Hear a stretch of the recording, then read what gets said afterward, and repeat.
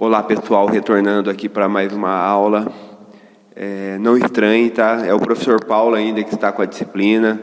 Eu apenas retirei a minha barba aí que eu estava sustentando ela por uns 5, 6 anos mais ou menos. Não tenho certeza absoluta a respeito disso. E fiquem tranquilos que só o visual mudou, mas o andamento ele vai permanecer igual, tá? O andamento da disciplina. E como prometido, hoje nós iremos falar de mais 2 fenômenos aí que se referem à equação de Bernoulli. Um fenômeno é o fenômeno de Venturi e o outro é o efeito Magnus, tá bem? Então eu inicio com o fenômeno de Venturi e utilizando o fenômeno de Venturi fica mais fácil de explicar o efeito Magnus. E aí, na sequência, eu falarei do efeito Magnus. Então, uma boa aula a todos, pessoal.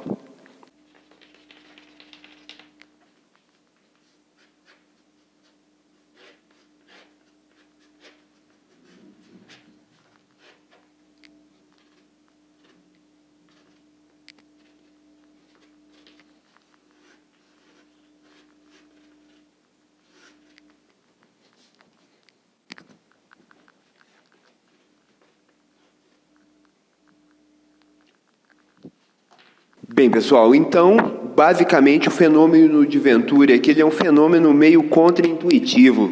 Eu vou explicar o porquê. Então, o que acontece aqui, ó? Então, eu tenho um tubo que está tendo um fluxo de fluido aqui, tá bem?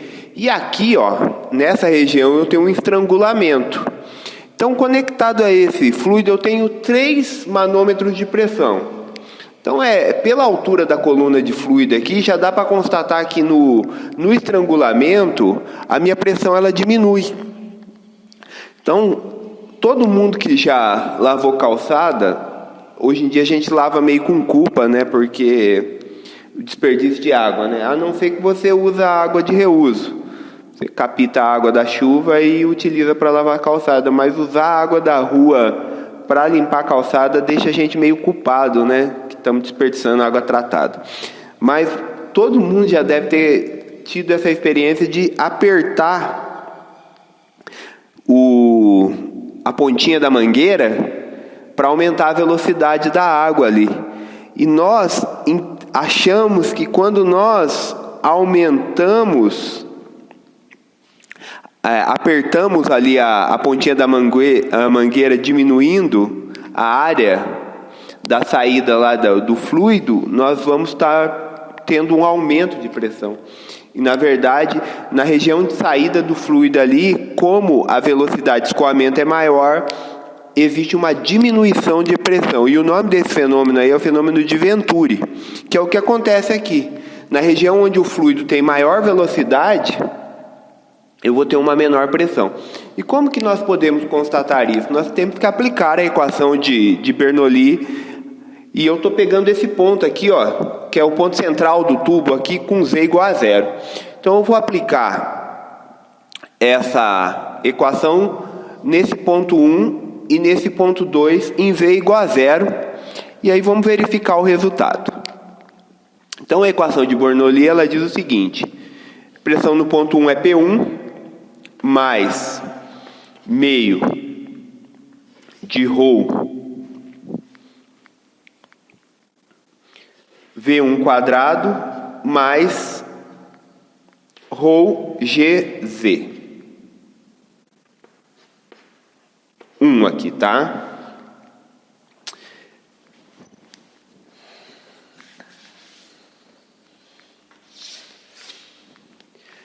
No ponto 2, eu vou ter P2 mais meio de ρ V2 quadrado mais ρgz2. Então, o que nós estamos considerando? Nós estamos considerando aqui um fluido não viscoso e incompressível, ou seja, a densidade desse fluido é constante ao longo de todo o escoamento. Como a equação de Bernoulli é uma equação de conservação e eu estou considerando que não existe dissipação nesse escoamento, a igualdade ela tem que ser válida, como nós já discutimos quando apresentamos a equação de Bernoulli. Agora nós precisamos fazer algumas simplificações. Então a primeira simplificação é o quê? Z1 e Z2, ele se refere ao centro do meu tubo, que é Z igual a 0. Então, eu posso cancelar esses dois termos. E aí eu chego neste resultado aqui, que eu irei escrever na lousa do centro aqui.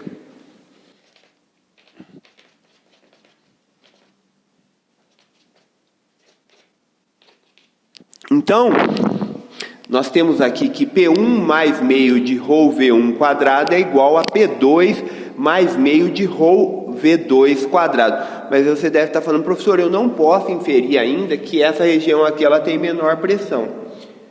Pode sim, porque o que você tem que fazer aqui é avaliar a equação da continuidade. Então, como o fluido é não viscoso, se nós considerarmos a equação da continuidade, nós teremos o seguinte resultado. Então, essa aqui vai ser minha equação 1, tá bem?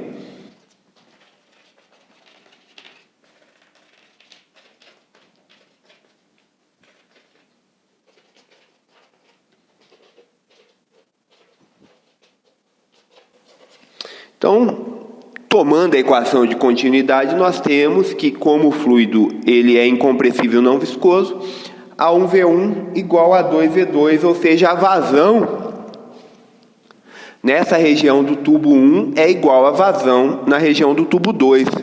Desta forma aqui, nós vamos ter essa equação para a velocidade. A velocidade em 2, ela vai ser a razão entre A1 e A2 vezes V1. Só que A1, ela é maior que A2. Então, se A1 é maior que A2, consequentemente, V2 ele será maior que V1. Então, como essa igualdade aqui, ela tem que ser satisfeita, se V2 é maior que V1, consequentemente, P2 ele é menor que P1. P2 ele obrigatoriamente tem que ser menor que P1. Então, quando você aperta o bico da mangueira para aumentar a velocidade do escoamento do fluido, na região em que o fluido escoa ali, existe uma diminuição de pressão. Então, o efeito de Venturi ele é muito utilizado, inclusive ele pode ser utilizado para medir velocidade dos fluidos. E é isso que nós iremos fazer agora. Então, para isso, nós vamos aplicar a equação de Steven, que é uma equação, que é um caso particular da equação de Bernoulli, nos manômetros 1 e 2. Ok? Então é isso que nós iremos fazer agora. Então, pessoal, aplicando a equação de Steven, nós temos que lembrar o quê? Que tanto em 1 como em 2, na superfície aqui da minha coluna, do meu manômetro, a minha pressão é pressão atmosférica, P0. Então, nós sabemos aqui ó, que P1 ele vai ser P0 mais a coluna de fluido, que é ρgH1, e em 2 aqui nós teremos o quê? Que P2 é P0 mais a coluna de fluido, que é ρgH2, tá bem?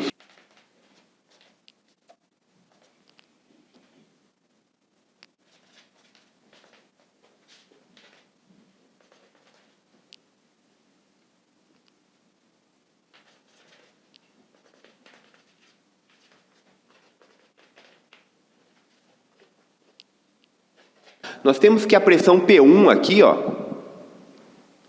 ela vai ser o quê? A pressão atmosférica mais a pressão da coluna de fluido, que é ρgH1. Só que eu posso reescrever essa equação aqui como sendo P0 igual a P1 menos ρgH1.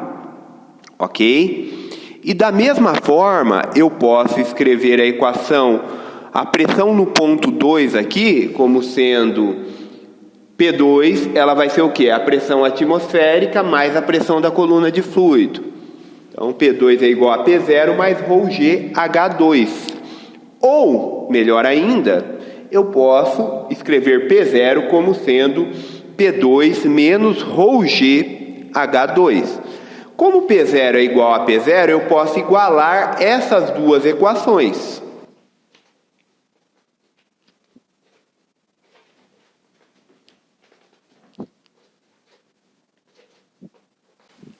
Então, P1 menos ρgH1 é igual a P2 menos ρgH2, ou a diferença, né?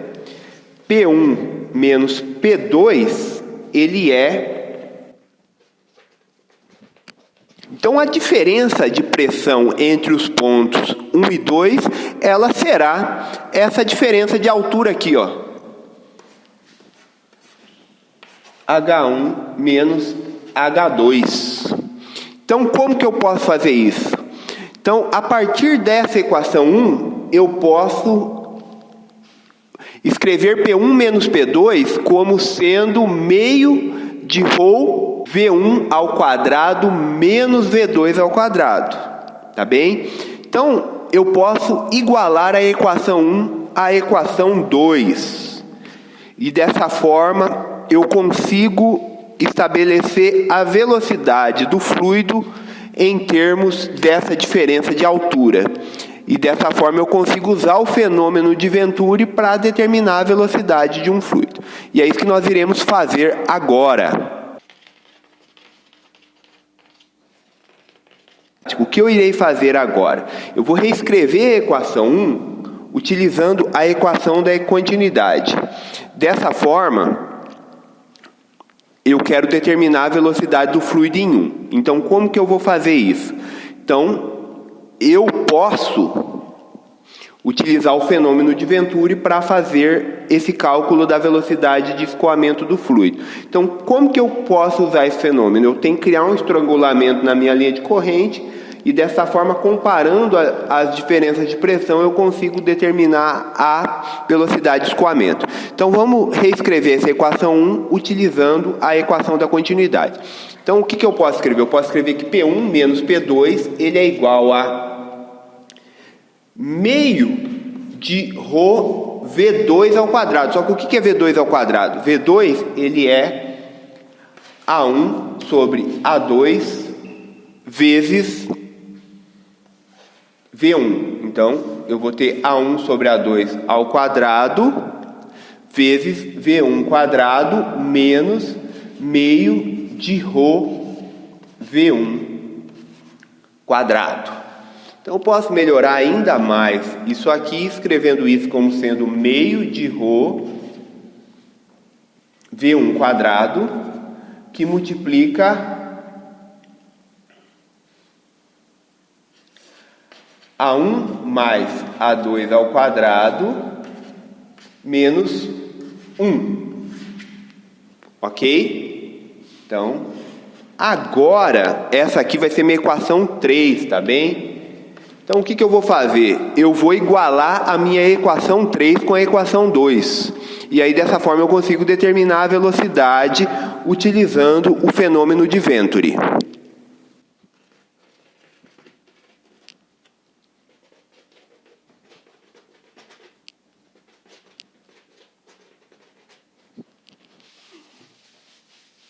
Bem, então, a primeira coisa que nós podemos fazer aqui é cancelar a densidade. E agora eu já posso reescrever a minha equação de forma a obter o resultado esperado. Então, uma coisa aqui que eu posso fazer é tirar o mínimo aqui. Tá bem? E já reescrever isso aqui dessa forma aqui, ó. Ok? Tirando o mínimo aqui, eu posso escrever essa equação como sendo A1 quadrado menos A2 quadrado dividido por A2 quadrado. Agora vai ficar mais fácil de eu reescrever a minha equação. Então, isolando a velocidade,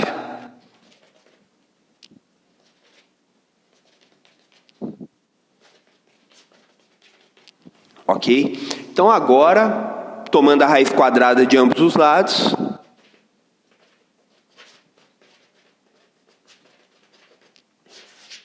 então, desta forma aqui, o que eu consegui? Eu consegui escrever a velocidade em termos das áreas da seção transversal do tubo, do meu tubo e do estrangulamento, da diferença de altura, né, nos manômetros que eu coloco no tubo normal e no estrangulamento. Então, percebam que eu consigo determinar a velocidade em termos das áreas dos tubos e da diferença das alturas manométricas entre o manômetro no tubo e no estrangulamento. Então eu posso usar o fenômeno de Venturi para determinar velocidade de escoamentos em tubos. O fenômeno de Venturi também, não atualmente, porque os carros eles usam um negócio chamado injeção eletrônica. Então eu tenho um bico injetor que ele injeta combustível a alta pressão dentro da câmara de combustão. Mas os carros primitivos, os carros carburados, eles utilizavam este fenômeno de Venturi para fazer aspiração de combustível no interior da câmara de combustão. Então, quando a válvula de admissão ela abre, é criada uma zona de baixa pressão na câmara de combustão. Essa baixa pressão na câmara de combustão, ela não aspira o combustível, ela aspira o ar atmosférico, e o ar atmosférico passando com uma velocidade num estrangulamento de tubo que tem no carburador, ele faz a aspiração de combustível e com isso ele atomiza, né? A palavra que eles usam é atomizar o combustível, ou seja, ele cria uma mistura de ar combustível para melhorar a combustão dentro da câmara de combustão. Então, quanto maior for a rotação do meu motor, maior é a velocidade do ar que passa pelo carburador e, consequentemente, mais combustível é aspirado, justamente porque o fenômeno de Venturi ele faz com que produz uma diminuição de pressão e o combustível ele é misturado com a massa de ar, ok? Além disso, esse fenômeno aqui pode ser utilizado para produzir vácuo também. Então, se eu tiver uma coluna de fluido e eu conectar um tubo a essa coluna de fluido, eu vou ter uma zona de baixa pressão onde esse tubo é conectado nessa coluna de fluido que está fluindo e, consequentemente, o ar atmosférico que está no meu recipiente ele vai ser levado pela coluna de fluido e eu vou produzir uma baixa pressão no recipiente. Então, esta é mais uma aplicação para o fenômeno de Venturi. E agora que nós já tratamos do fenômeno de Venturi, vamos finalizar a nossa aula com o efeito Magnus.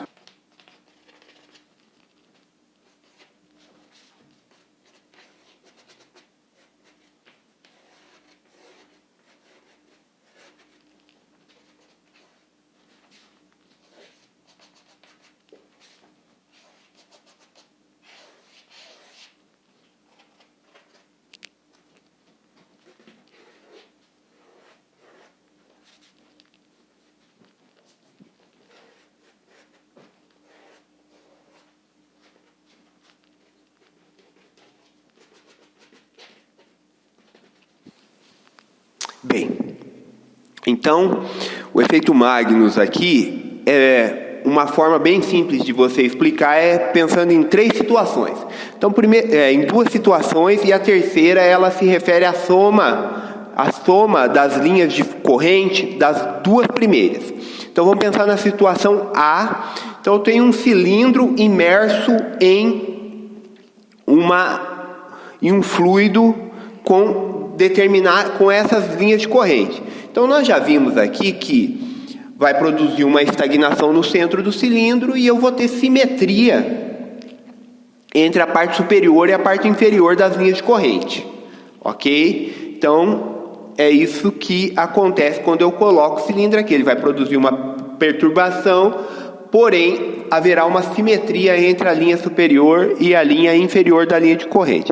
Agora, nós vamos pensar num fluxo circular de fluido ao redor desse cilindro, porém homogêneo, tá? De forma simétrica ao redor de todo o meu cilindro. Então, eu vou ter, nesse caso aqui eu estou considerando um fluxo circular, e nesse caso eu estou considerando um fluxo que vem da esquerda para a direita. Agora, o que nós iremos fazer? Nós iremos combinar as linhas de corrente do meu fluxo circular e do meu fluxo que vem da esquerda para a direita. Se você perceber aqui, ó, você vai ter um aumento da velocidade de escoamento, justamente porque o escoamento se dá no mesmo sentido na parte superior do cilindro, e uma diminuição de velocidade na parte inferior do meu cilindro. Então, haverá um aumento de linha de correntes na parte superior e uma diminuição de linha de corrente na parte inferior quando eu combino esses dois tipos de escoamento. Consequentemente, maior velocidade de fluxo de fluido na parte superior, dado a equação de Bernoulli e o efeito de Venturi, vai produzir uma diminuição de pressão na parte superior comparado com a parte inferior. Consequentemente, eu terei um empuxo, no caso aqui apontado para cima, no meu cilindro. E vocês já devem ter visto as faltas cobradas pelo Roberto Carlos e aquele experimento em que é colocado uma bola de basquete para rotacionar numa barragem. E o que acontece com a bola de basquete? Ela sofre um empuxo para fora, para o sentido afastando da barragem. Isso se deve ao efeito Magnus. Então, se eu inverter o sentido do fluxo aqui, o empuxo ele se dá no sentido contrário. Obviamente que os caras não vão fazer isso lá na barragem, porque a bola vai bater na barragem, né? Então, eles fazem isso no sentido, eles rotacionam no sentido em que a bola ela se afasta da barragem para eles conseguirem enxergar o efeito magnificado, tá bem? Então,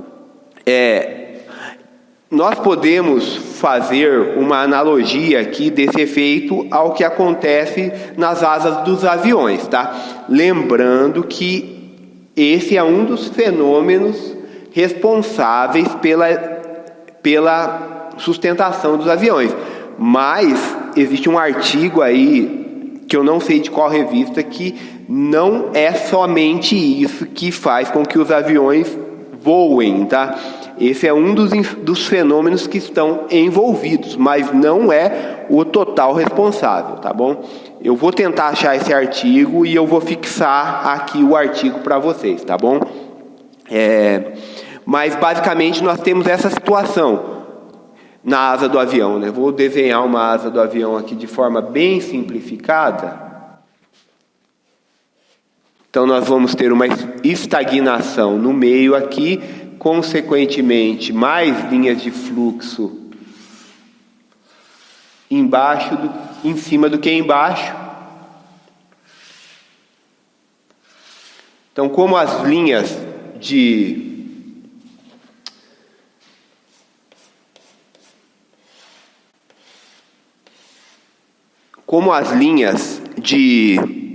corrente, elas são mais próximas no topo da asa do que embaixo da asa, eu terei um empuxo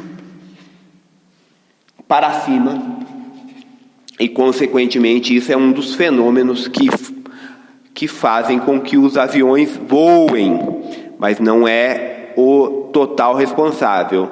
O maior responsável para que um avião voe é a ação e reação, tá bem? Pessoal, finalizando a aula de hoje, nós finalizamos tudo que eu preparei para fluidos. É óbvio que tem muita coisa ainda a se falada, mas os pontos principais de fluidos, hidrostática e hidrodinâmica, eles estão apresentados. Então, eu finalizo a parte de fluidos agora, e aí na próxima aula nós já iremos falar de oscilações, tá? Então, já vamos tratar de movimento harmônico simples. Então, agradeço por assistirem às minhas aulas e bons estudos para vocês.